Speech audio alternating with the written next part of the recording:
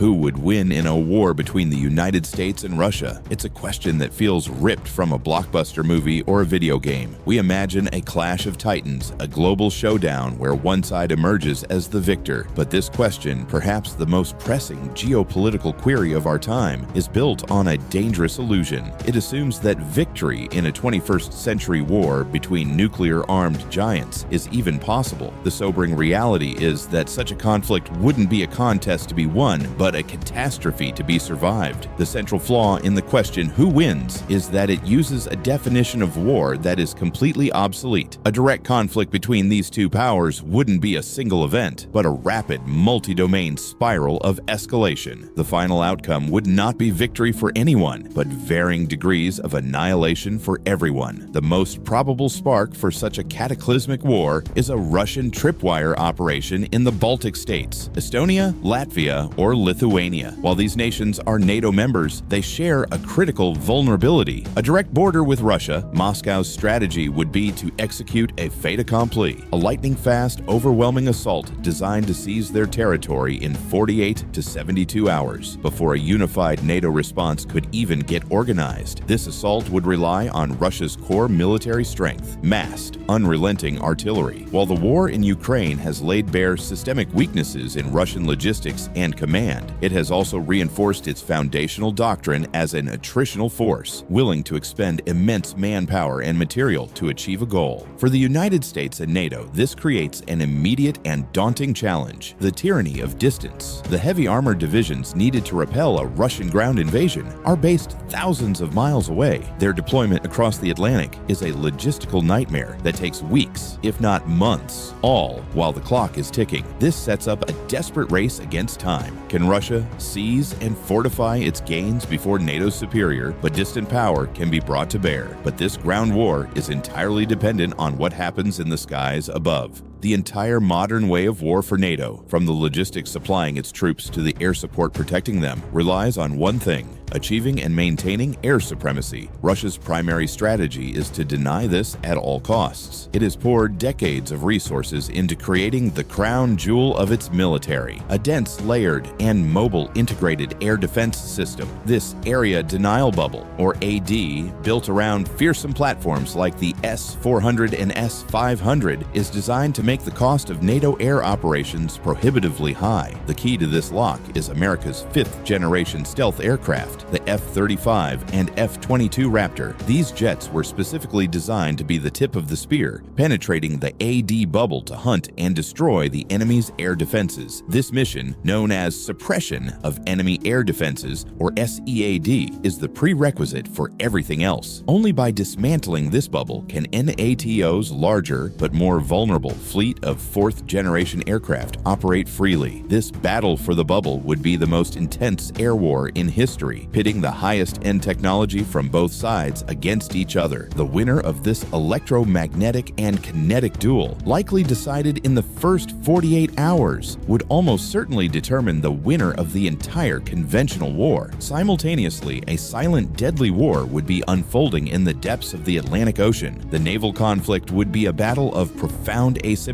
The United States Navy, with its 11 nuclear-powered carrier strike groups, is a global power projection force. The Russian Navy is largely a coastal defense force, with one crucial exception: its submarine fleet. Russia's highly advanced and exceptionally quiet Yasin-class nuclear-powered submarines would have a singular, vital mission: to sever the sea lines of communication across the North Atlantic. They would hunt the convoys of transport ships carrying the very U.S. Army divisions needed to win the ground war in Europe. It would be a 21st century replay of the Battle of the Atlantic, fought with nuclear submarines and hypersonic missiles. In this scenario, the primary mission of the U.S. Navy's powerful carriers would shift from offense to a defensive role of anti-submarine warfare, protecting the convoys. But this is an incredibly high-risk mission. These multi-billion-dollar carriers are themselves vulnerable to the very submarines and missiles they are hunting. If Russia could successfully choke the Atlantic supply lines, even by sinking just a few key transport ships, it could delay the arrival of NATO's ground forces indefinitely. In that scenario, NATO cannot win the ground war. While these visible battles rage, the war would also be fought on hidden fronts, in domains invisible to the naked eye. The U.S. military's strength is its network-centric structure, where sensors, command, and shooters are all linked in a vast digital web. This is a powerful advantage, but also a massive vulnerability. Russian cyber warfare units would launch disruptive attacks on military command and control networks and satellite uplinks, attempting to sever the digital sinews of the American war machine. But the cyber war wouldn't stop there. It would strike at the heart of civilian life. Attacks on the power grid, financial systems, and port operations in the US and Europe would be designed to cripple NATO's ability to mobilize and deploy its forces before they even leave home. This creates a paralyzing dilemma. If a cyber attack shuts down the US eastern seaboard's power grid, is that an act of war justifying a missile strike in response? The ambiguity is a deliberate tool of Russian doctrine, designed to freeze American political decision-making in the critical opening hours of a conflict. The ultimate high ground, space, would become a central battlefield. Satellites provide the GPS signals for navigation and precision weapons, the communication links for command, and the eyes in the sky for intelligence. Both the US and Russia possess anti-satellite or ASAT weapons. However, using kinetic weapons to physically destroy satellites is a mutually destructive act. It creates a massive cloud of orbital debris that can trigger a chain reaction known as the Kessler syndrome, rendering low Earth orbit unusable for all nations for generations. Because of this, the war in space would likely be a soft war. The goal wouldn't be to permanently destroy satellites, but to degrade them at the most critical moment, jamming GPS and communication signals over the Baltics just as an invasion begins, effectively blinding the technologically superior forces. And then there's the war for the mind, the information war. Here, the two sides are fundamentally different. Russia has a well-practiced doctrine of information warfare, using sophisticated disinformation and propaganda to amplify existing political divisions in Western societies. The goal isn't to make Americans support Russia, but to make the political cost of the war unbearable for democratic leaders. By spreading narratives that the conflict is not our fight or that the costs are too high, Russia would aim to turn the public against the war and fracture the NATO alliance from within. This brings us to the global equation. A war between the US and Russia is never a one-on-one fight. A Russian attack on the Baltics legally triggers Article 5 of the NATO Treaty, meaning an attack on one is an attack on all 32 members. This immediately transforms the conflict into a Russia versus NATO war, bringing the combined economic and military might of Europe to the table. Russia knows it cannot win a protracted conventional war against this combined force. Therefore, its only hope is that the alliance fractures. The Russian gamble is that when faced with the real threat of nuclear war, nations like Germany or Hungary might veto a full-scale response, shattering NATO's credibility. While Russia's own military alliance, the CSTO, is a paper tiger, its real material partners would be an axis of attrition. States like North Korea and Iran, they wouldn't send troops, but they would provide the endless supply of artillery shells, drones, and missiles needed to feed Russia's massive attritional war machine. But the single most important variable in this global chess game is China. For Beijing, a US-Russia war is a strategic windfall. It is the Tertius Gaudens, the laughing third, who benefits from the strife of its two main rivals. China would have three winning options: remain neutral and watch as its rivals exhaust themselves militarily and economically, provide a lifeline to Russia, turning it into a dependent junior partner and resource colony,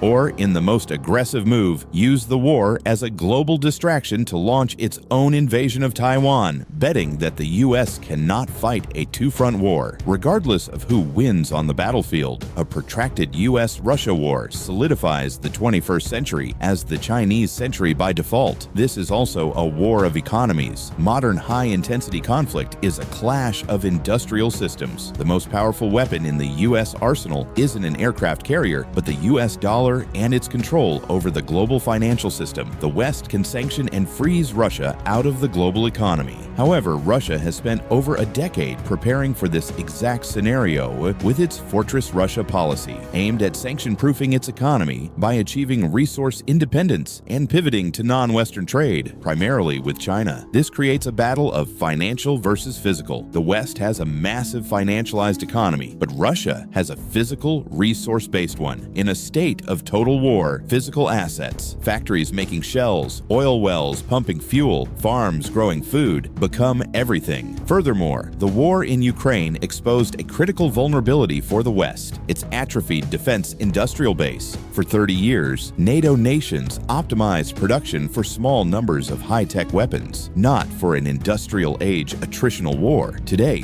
Russia's war economy is producing artillery shells at a rate far faster than the entire NATO alliance combined. NATO has vastly more potential economic power, but potential doesn't win a war tomorrow. The conflict becomes a race. Can Russia's in-place production overwhelm NATO before NATO's potential industrial might can be fully mobilized? This leads us to the final, decisive, and terrifying element: the nuclear threshold. Any conventional war between the US and Russia cannot and will not stay conventional. The probability of nuclear escalation is exceptionally high, and this overrides all other calculations. While both sides possess thousands of nuclear weapons and a secure second strike capability, ensuring mutual assured destruction, or MAD, the real danger lies not in the size of their arsenals, but in their asymmetric doctrines for using them. The US views nuclear weapons as a last resort, to be used only in response to a strategic nuclear attack. The threshold is extremely high. Russia's published doctrine, however, includes a concept known as escalate to de-escalate. It explicitly theorizes using a low-yield tactical nuclear weapon not as a last resort, but as a coercive tool to end a losing conventional war. It is a war-fighting tool meant to shock an adversary into backing down. This doctrine gap creates an almost guaranteed pathway to Armageddon. Imagine the scenario: NATO's conventional forces are winning. They have broken through Russia's defenses and are routing its army. From the Kremlin's perspective, this is an existential defeat that threatens the regime itself. Following its own doctrine, the Russian leadership orders a demonstration strike with a single, low-yield nuke against a NATO military target, like a logistics hub in Poland or an aircraft carrier in the North Sea. This act forces an impossible dilemma on the US president. Option A: do nothing. This proves nuclear blackmail works, and the NATO alliance dissolves instantly as its members realize the US nuclear guarantee is hollow. Russia wins. Option B: respond in kind with a tit-for-tat tactical strike on a Russian military base. This crosses the nuclear threshold for the first time in 80 years and begins an escalatory spiral that no one has ever proven can be controlled. Option C: respond to a tactical strike with a strategic one, initiating immediate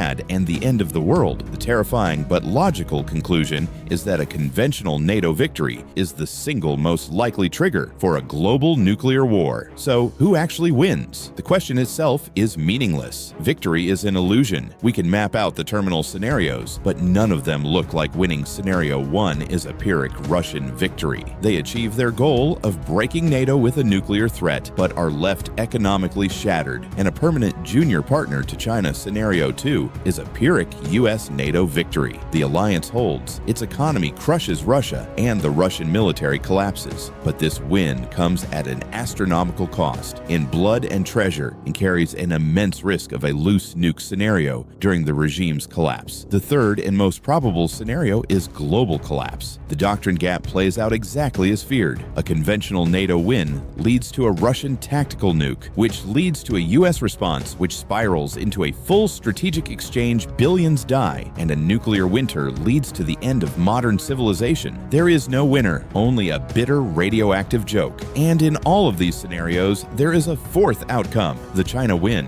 By staying neutral, China watches its rivals bleed each other dry and emerges as the sole unchallenged global power. The final answer is definitive. No one wins a direct US-Russia war. The winner is simply the party that loses less, or the non-combatant who exploits the conflict from the sidelines. But in the most likely outcome, there is no winner at all. The war itself is a mutual suicide pact. The only winning move is not to play the game. The only true victory is the successful prevention of the conflict itself. Thank you.